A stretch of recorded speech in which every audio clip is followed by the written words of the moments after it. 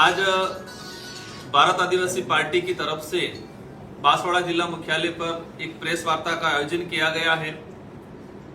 सभी की जानकारी में हाल ही के अंदर जो बांसवाड़ा, डूंगरपुर और पूरे राजस्थान में चर्चा का विषय जो बना हुआ है,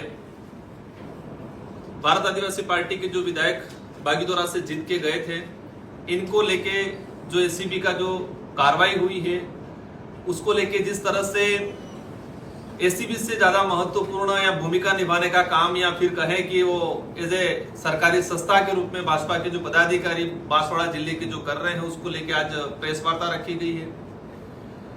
आप सबकी जानकारी में होना जरूरी है कि आजादी के बाद से आज तक इस आदिवासी बाहुल्य क्षेत्र के अंदर आदिवासी समुदाय साथ ही अन्य पिछड़ा समुदाय के हक अधिकारों को लेके, जल जंगल जमीन की लड़ाई को लेके भारत आदिवासी पार्टी बहुत तेजी से इस आदिवासी बाहुल्य क्षेत्र के अंदर ग्रोथ हुआ है और भारत आदिवासी पार्टी आने के बाद काफी परिवर्तन हुआ है, लोगों में जागरूकता आई है और इस प्रभाव को खत्म करने के लिए षड्यंत्रकारी लोगों के द्वारा ये बागीदोरा विधायक को षड्यंत्र पूर्वक फंसाने का प्रयास किया गया है। आज वर्तमान राजस्थान के अंदर भाजपा की सरकार है और भाजपा की सरकार है और आपने देखा होगा कि भजनलाल जी की सरकार बनने के बाद राजस्थान के अंदर लोकसभा चुनाव हुआ, इसके बाद उपचुनाव हुआ और लोकसभा चुनाव के साथ ही बागीदोरा विधानसभा उपचुनाव हुआ था। और बागीदोरा विधानसभा उपचुनाव इसलिए हुआ था, आप सबकी जानकारी में होगा, महेंद्रजीत मालवीया जो कांग्रेस से विधायक थे, पूर्व मंत्री रहे हुए हैं और वो भाजपा में गए। और वो भाजपा में क्यों गए, क्या कारण रहे, सारी जनता को पता है, ये बताने का जरूरत नहीं है कि वो क्या कारण रहा। तो वो सीट खाली होने के बाद लोकसभा चुनाव के साथ ही बागीदोरा की जनता ने जय कृष्ण पटेल को 51,000 वोटों से एक भारी बहुमत से जिताया था और जीतने के बाद 4 जून को रिजल्ट आया, 3 जुलाई को उन्होंने शपथ लिया और जिस दिन से रिजल्ट आया उस दिन से ही आम चर्चा में आ गया था, विरोधी लोगों के द्वारा कहा जा रहा था कि इसको 1 साल भी नहीं निकालने दिया जाएगा, उसको उपचुनाव कराएंगे। और जैसे जैसे 3 जुलाई को उनका शपथ ग्रहण हुआ, 11 जुलाई को ही विधानसभा के अंदर क्वेश्चन लगा। ये आपके और हमारे सबके और आम जनता के जहन में है कि 3 जुलाई को जो बागीदोरा से विधायक चुन के गया, 11 जुलाई को ही क्वेश्चन लग गया। 3 जुलाई को शपथ ले रहा है, 11 जुलाई को क्वेश्चन लग गया, मतलब 7-8 दिन के अंदर वहां से कैसे क्या संपर्क हुआ, किसने क्या लगाया, ये भी एक जानने का विषय है। और ये सारा जो षड्यंत्र जिस तरीके से हुआ, आप सबकी जानकारी में होगा कि 2 क्वेश्चन लगे थे। जिस तरह से एसीबी ने कार्रवाई की, पार्टी का शुरुआत से रहा है, मैंने खुद ने हमारे पार्टी के पदाधिकारी सबने स्टेटमेंट दिए हैं। एसीबी की कार्रवाई हुई है, विधायक गलत है, एसीबी कोर्ट तय करेगा और एसीबी हमारी पार्टी की तरफ से भी एक्शन लिया जाएगा। लेकिन जिस तरह से कहानियां सामने आई बनी बनावट वाली, एसीबी के डीजी साहब ने प्रेस कॉन्फ्रेंस के दौरान कहा कि विधायक ने संपर्क किया और एफआईआर की कॉपी हमने पढ़ी, एफआईआर की कॉपी में क्लियर है कि विधायक ने उस पार्टी से संपर्क नहीं किया, उस पार्टी ने विधायक से संपर्क किया। पूरी एफआईआर को पढ़ी हमने, पूरी एफआईआर में 42 बार, 40 से 42 बार दोनों की आपस में चर्चाएं हुई है और इसमें से 28 बार उस आदमी ने आगे से संपर्क किया है। विधायक की तरफ से 11 बार कॉल हुए और 11 बार में भी लगभग 7 बार तो रिप्ले में कॉल किया गया। और एक ये चौंकाने वाला बात है, राजस्थान में भाजपा की सरकार है, जो रामनिवास मीणा टोडा भीम से भाजपा का विधायक प्रत्याशी रहा। एक आम पब्लिक, आम कार्यकर्ता, आम जनता समझती है कि जो भाजपा की सरकार है, भाजपा का विधायक प्रत्याशी रहा है और वो क्यों डरेगा क्षेत्रीय पार्टी के विधायक से। एक ये मतलब ये सारी क्लियर है कि एक षड्यंत्र हुआ और वो भाजपा का विधायक प्रत्याशी के नॉमिनेशन में जिस कंपनी की माइंड चल रही है, उस कंपनी के एवज में जो पैसे मांगने का जो ड्रामा बता रहे हैं, मान लिया विधायक हो सकता है गलत हो, लेकिन उस कंपनी की वैल्यू हुई 1 करोड़ 55 लाख है। जिस कंपनी की वैल्यू 1 करोड़ 55 लाख है, वो 2.5 करोड़ देने के लिए क्यों तैयार हुआ। और जो पैसे देने आया है रामनिवास मीणा का बच्चा रविंद्र मीणा, उसने 2011 में एलएलबी की है, सुप्रीम कोर्ट में प्रैक्टिस किया है। एक सुप्रीम कोर्ट का जो वकील रहा है, वहां प्रैक्टिस कर रखी है, वो भी बसपा से विधायक प्रत्याशी रहा है। इस लेवल का जानकार आदमी विधायक प्रत्याशी, उसके पिताजी भाजपा के नेता रहे हैं, इस तरह का आदमी एक विधायक से डर के क्यों पैसे देगा? क्यों विधानसभा के अंदर क्वेश्चन लगा, विधायक रहा हूं, विधायक की जो प्रणाली होती है कि किसी भी विधायक पे कार्रवाई होती है और विशेषकर विधानसभा परिसर में कार्रवाई होती है या किसी भी विधायक को फोन ट्रेस पे लगाया जाता है तो सरकार के गृह मंत्री को और विधानसभा अध्यक्ष को सूचित किया जाता है कार्रवाई करने से पहले और फोन ट्रेस करने से पहले। तो गृह मंत्री भजनलाल जी है, आज राजस्थान के मुख्यमंत्री है, विधानसभा अध्यक्ष जी हमारे वासुदेव जी है, उनका कार्रवाई के दौरान स्टेटमेंट आता है कि मेरी जानकारी में नहीं था, कार्रवाई होने के बाद जानकारी में आया। ये राजस्थान की जनता को गुमराह कर रहे एक आदिवासी विधायक को फंसाने का षड्यंत्र किया गया है, क्योंकि विधानसभा अध्यक्ष को बिना जानकारी के एसीबी या कोई भी कार्रवाई नहीं कर सकता है।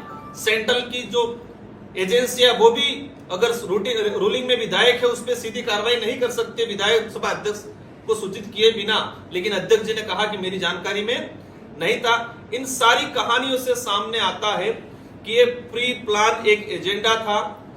एक बागीदोरा सीट से जो चुन के गया था, बागीदोरा की जनता ने 51,000 की लीड देके जो जिताया था, और आप सबकी जानकारी में होगा ये षड्यंत्र आज से ही नहीं। इस इलाके में ये इलाका कहा जाता है संतों की भूमि है, शहीदों की भूमि, संत सुनमाल महाराज हो, मावजी महाराज हो, और यही षड्यंत्रकारी लोग राजस्थान के अंदर जब पैसा कानून बना 2011 में, उस पैसा कानून को नपुंसक बनाने का काम किया जो आज षड्यंत्रकारी लोग।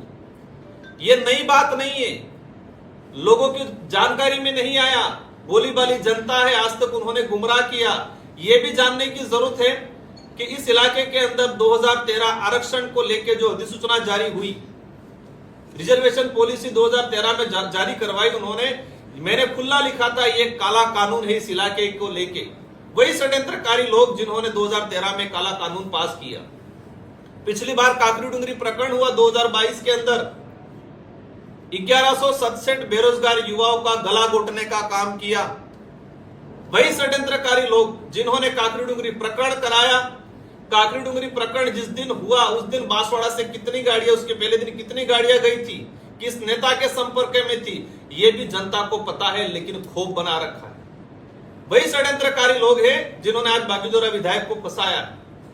आज देखते होंगे बांसवाड़ा के अंदर आरक्षण को लेके हायला घाटी जो थी, उस होयन घाटी जो थी, होयन घाटी पे आरक्षण को लेके जो आंदोलन कर रहे थे, इन लोगों को जेल में डलवा के इनको यातना देने का काम किया, वही षड्यंत्रकारी लोग हैं। इन सबको समझना जरूरत है।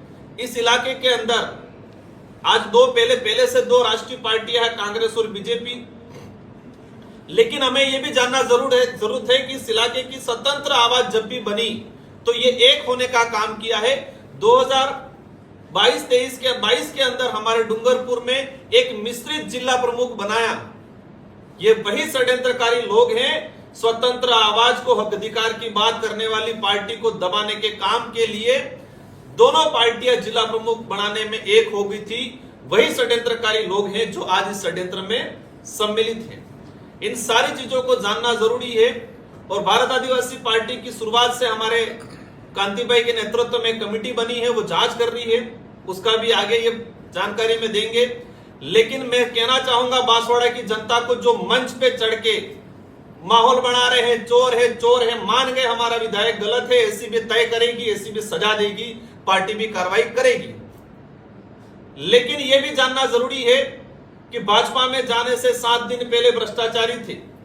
मैं मंच पे देख रहा था हकरू मेड़ा जी का चेहरा, जो हकरू मेड़ा जी जिला परिषद के अंदर थप थपा के चिल्लाते थे, इतना भ्रष्टाचार, करोड़ों का भ्रष्टाचार, 3000 करोड़ का भ्रष्टाचार।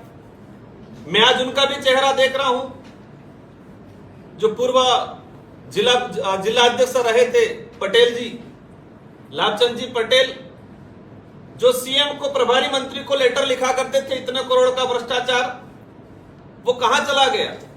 ये जानने की जरूरत है कि जो रामनिवास मीणा 7 दिन पहले भाजपा में गया, 7 दिन पहले भाजपा में जाके भाजपा की टिकट लाके चुनाव लड़ा, ये भी जानने की जरूरत है कि वो आदमी इसमें फंसाने में षड्यंत्र में है और इधर भी क्या है, आप सबकी जानकारी में है। जनता को जानने की जरूरत है। और ये देखा गया है, इनके जो कार्यक्रम हो रहे हैं, जनता में आक्रोश है। जनता में आक्रोश नहीं है, बेचारी नरेगा की जनता को बुला बुला के, वीडियो को, सरपंच को पाबंद कर करके सारे उन्होंने घाटोल में, बांसवाड़ा जिला मुख्यालय पे, कुशलगढ़ पे, बागीदोरा में जो कार्यक्रम किए, इन कार्यक्रमों में नरेगा की लेबर को लाया गया है। नरेगा का पैसा नहीं आ रहा है, सरकार का डंका बजा रहे हैं। जिला प्रमुख मैडम की तरफ से कहा गया, बांसवाड़ा का डाटा निकाल के देख सकते हैं अपन, कि नरेगा की सैंक्शन नहीं निकल रही है। आज लेबर पार्ट हो गया, 3-3, 4-4 पखवाड़े हो गए, नहीं आ रहा है। मेट कारीगरों का साल भर हो गया, वो पेमेंट नहीं आ रहा है। लेकिन जनता मतलब कहे कि जनबल जुटाने के लिए बेचारा नरेगा मिल रहा है। जनता समझ चुकी है। कितना भी हम तो यही कहेंगे, बेचारी की लड़ाई होनी चाहिए, लेकिन राजनीति का भी एक स्तर होता है। एक बड़े बड़े शहर के अंदर एसीबी से बड़े हो गए, न्यायालय से बड़े हो गए, ये कानून बना हुआ है। आज सरकार है उनका, इसलिए दबा रहे हैं हमारे कार्यकर्ताओं को। कानून बना हुआ है कि किसी भी अपराधी को जब तक कोर्ट इसको सजा नहीं दे दे, तब तक कोई भी व्यक्ति किसी प्रकार का प्रसार प्रचार, बैनर, पोस्टर नहीं लगा सकता है। कानूनन अपराध है, लेकिन सरकार के बलबूते पे दबाने का काम, लोगों को गुमराह करने का काम। लेकिन जनता समझती है क्या गलत है, क्या सही है। लोकतंत्र में आवाज उठाना, जो मीडिया में छपा हुआ, जो लाभचंद जी पटेल ने मालवीय जी के लिखा था पत्र, वो न्यूज की छपी हुई हमारा कोई कार्यकर्ता किसी ग्रुप में डाल रहे हैं, उसको थानेदार को बुला के, थानेदार को डरा के उसको ले जाके मारपीट करवा रहे। ये लोकतंत्र की हत्या करने का काम कर रहे हैं। लेकिन हमें जहां तक समझ में आया है, जनता बहुत समझदार हो चुकी है, जागरूक हो चुकी है।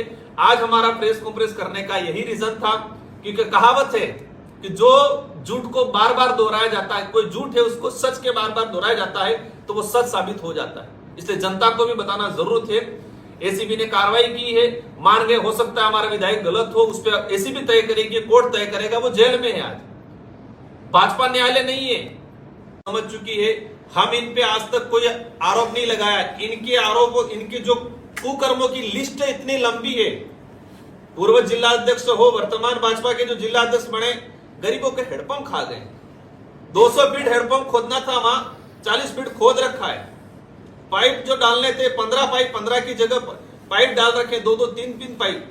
ये सारी बहुत सारी चीजें हैं। कहां पर क्या हुआ, कौन सा एनीकट, कौन सा पुलिया, सारी चीजें, तो ये हम उन पे नहीं जाना चाहेंगे। जनता अपने आप उनको जवाब दे रही है। लोकसभा में भी दिया, विधानसभा में दिया, आने वाले पंचायती राज चुनाव में भी जनता जवाब देगी।